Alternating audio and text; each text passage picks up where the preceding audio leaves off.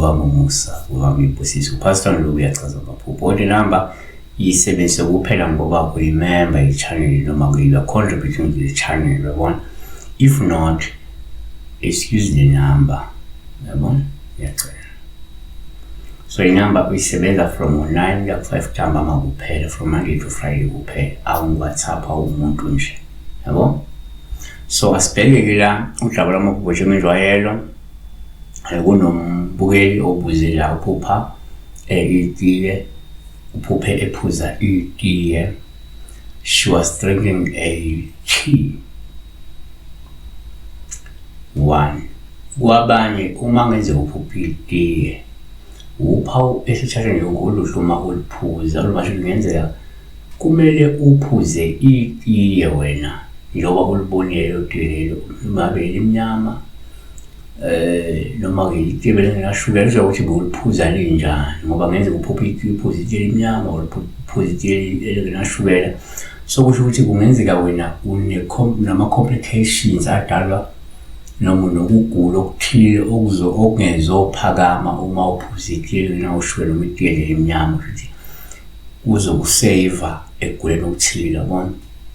Ngoba abanye abantu banokukhonyiswa bakubona indlela efuna baphile ngayo, yabo. So nako it's a form of being shown ukuthi wena itiye right for wena ile limnyama noma ile lineshukela, uzophepha ekuguleni. 2.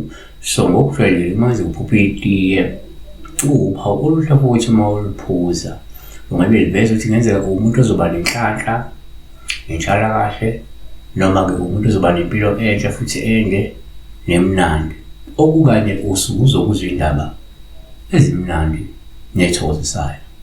Number 3, ngokwesintu uma uphupha itiye uye kuthathe njengophawu uma uliphuza osuke liveza ukuthi ngenzeka uma ukuthi ukade usanda kwenza iladi, kusho ukuthi ke lamubulekile liphumelele, ngoba omunye angaphupha ephuza itiye kanti bekenza iladi vele. Kodwa ke kungenzeka awenzi iladi ke futhi. 4. Kwesinye isikhathi uma ngenze uphuphe itiye ngabe uphawu oluhlu oluphuza olungaveza ukuthi ngenzeka kukhona nje into umcimbi ozayo. Number 5. Kuyenzeka futhi uma uphupha itiye uphawu olungabe olukuma ukuthi uyaliphuza kodwa linokungcola, ngabe lingcolile, linempukane, linezilwanyana or lingcolile nje, ngoba lokhu kuyakhomba ke lokugadlwa ngedliso, yabona, izitha zakho. Siyabonga besibheka la uphupha uphuza itiye. Asikubaluleke ukuthi ngana kwethu uvakashelana lapha. I've got a younger brother of mine who's running his own school lapha eHammanskraal eRandstown. Isikolo kwesakhe lesi, it's a Solitude Academy. It's a private preschool and private aftercare institute. So nako ngakwenza ungabafonela uma ufuna ukuzwa, noma ufika around Pretoria ufuna ngana ke ufunda khona. Bani preschool iqala ku grade RRR igcine ku grade R, bese baba ne aftercare iqala ku grade 1 to grade 12. Nazi into abashizela ngazo lapha. They provide computer literacy.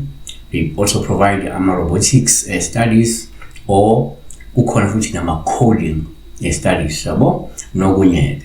So ukuze uthole kabanzi ngama details amanye ungabafonela ku 076 135 0426 noma 012 004 3755. Bafoneleke balapha eRandstown ePitoli, eHammanskraal. Sabo.